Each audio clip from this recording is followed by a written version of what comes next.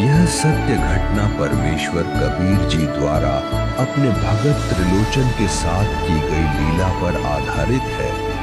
भक्त त्रिलोचन महाराष्ट्र के सोलापुर जिले के बरसी नगर के निवासी थे। उनके बारे में बताया जाता है कि उनके भजन श्री गुरु ग्रंथ साहिब जी में शामिल हैं। उन्होंने दिखावे की भक्ति, बाहरी आडंबर और कपट का हमेशा विरोध किया।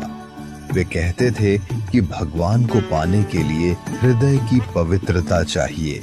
जब त्रिलोचन जी वृद्धावस्था की दहलीज पर आ गए तो उन्होंने अपने लिए एक सेवक रखा जो उनके सारे काम करता था।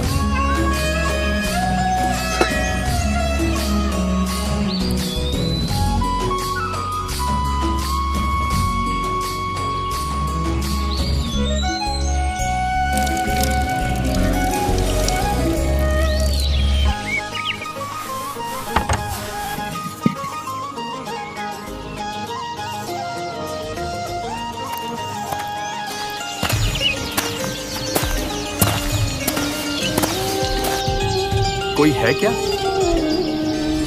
जी हाँ, बोलिए। आपका पत्र आया है।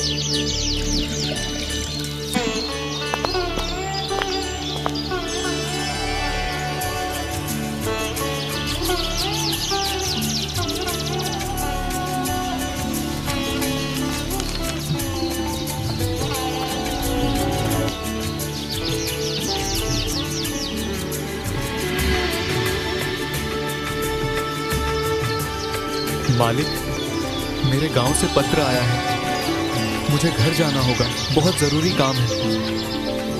आप आज्ञा दें तो मैं 15-20 दिनों के लिए गांव जाऊं। हाँ? ठीक है बेटा, तुम जाओ और अपने परिवार का ख्याल रखना, मेरी चिंता मत करना। सेवक त्रिलोचन जी की आज्ञा पाकर अत्यंत प्रसन्न हो जाता है और अपने गांव जाने की तैयारी करने लगता है।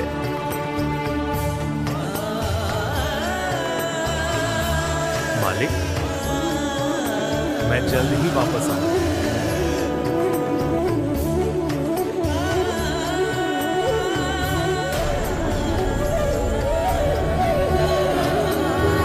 लेकिन जैसे ही सेवक 20 से 30 किलोमीटर की दूरी तय करता है, त्रिलोचन जी की तबीयत अचानक बिगड़ने लगती है। उन्हें दस्त होने लगती हैं और कमजोरी के कारण उनका शरीर इतना कमजोर होने लगता है कि उनसे ठीक से चला भी नहीं जाता।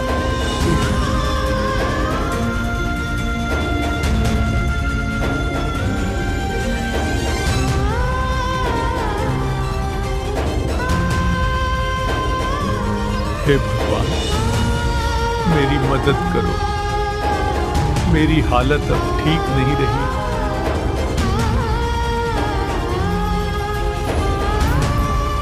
जैसे ही त्रिलोचन जी की पुकार परमात्मा तक पहुंचती है, वैसे ही परमात्मा अपने प्रिय भक्त की सहायता के लिए सतलोक से पृथ्वी पर पधारते हैं। उनका स्वरूप दिव्य आभा से जगमगा उठता है और वह अपना स्वरूप बदलकर अपने भगत के लिए उसके सेवक का रूप धारण कर लेते हैं। फिर वे धीरे धीरे शांत और मृदु गति से त्रिलोचन जी की कुटिया की ओर बढ़ते हैं और त्रिलोचन जी के घर पहुंच जाते हैं।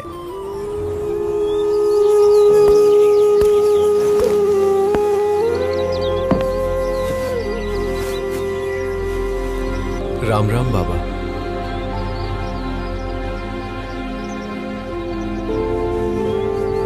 बेटा, आप तो अपने गांव गए थे, वापस कैसे आ गए? बाबा, मैं जा ही रहा था, लेकिन फिर मुझे लगा कि मुझे अभी नहीं जाना चाहिए। यदि अभी जाता तो बहुत देर हो जाती, इसलिए सोचा कि कल चला जाऊंगा। पर अब आपकी हालत बहुत खराब है। अब मैं तब तक कहीं नहीं जाऊंगा जब तक आप पूरी तरह ठीक नहीं हो जाते। भगत के वश में है भगवान, भगत के वश में है भगवान, भगत के वश में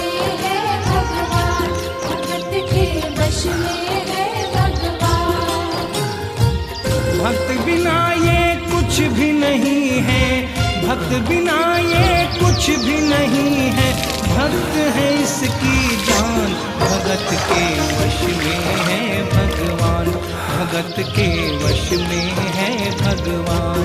भगत के वश में है भगवान, भगत के वश में है भगवान।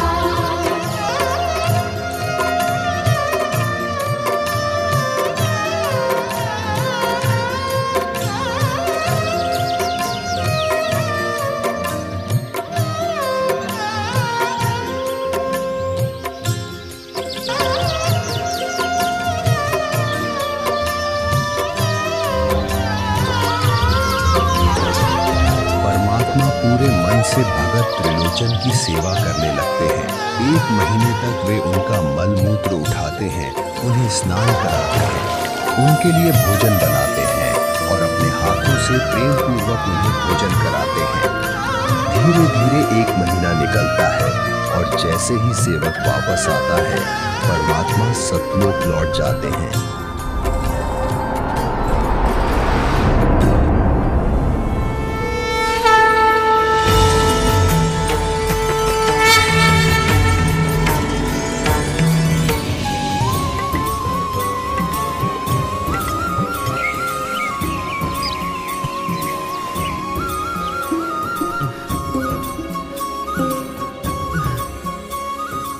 कैसे हो बाबा?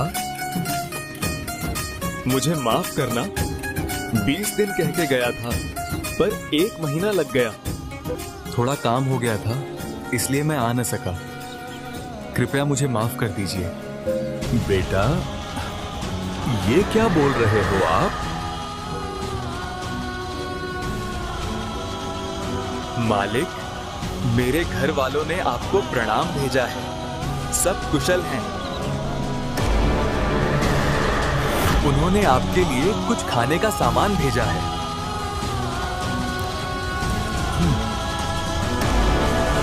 बेटा, तू क्या कह रहा है? कहां से आया है तू? मालिक, मैं अपने घर, अपने गांव से आया हूँ। 1 महीने पहले घर गया था। क्या तू घर गया था? तू सचमुच अपने घर से आया है? हाँ मालिक। तो फिर वो कौन थे? हाँ मालिक, मैं अपने घर से आया हूँ और ये सामान आपके लिए लाया हूँ। इतना सुनते ही बाबा की आंखों में आंसू आ जाते हैं। उनका दिल परमात्मा की अनंत कृपा से भर जाता है। वह भावुक होकर कहते हैं, हे परमात्मा, आपने इस पापी के लिए इतना कष्ट किया।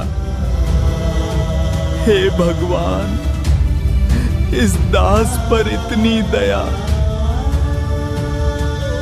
हे संपूर्ण सृष्टि के मालिक, आपने कितना कष्ट उठाया, अपने हाथों से खाना खिलाया, कपड़े धोए,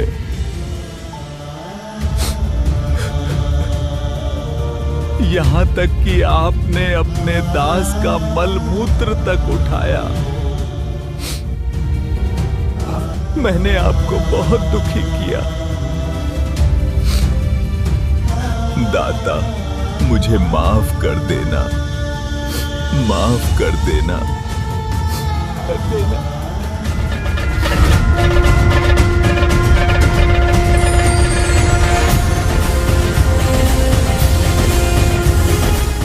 जो जन मेरी शरण है, ताका हूं मैं दास। गेल गेल लाग्या फिरूं, जब तक धरती आकाश। ये अनमोल ज्ञान जगत गुरु तत्वदर्शी संत रामपाल जी महाराज जी के सत्संगों का अंश मात्र है। आप संत रामपाल जी महाराज जी के मंगल प्रवचन संत रामपाल जी महाराज एप्लीकेशन पर भी सुन सकते हैं तथा उनके द्वारा लिखी पुस्तकें भी डाउनलोड कर सकते हैं।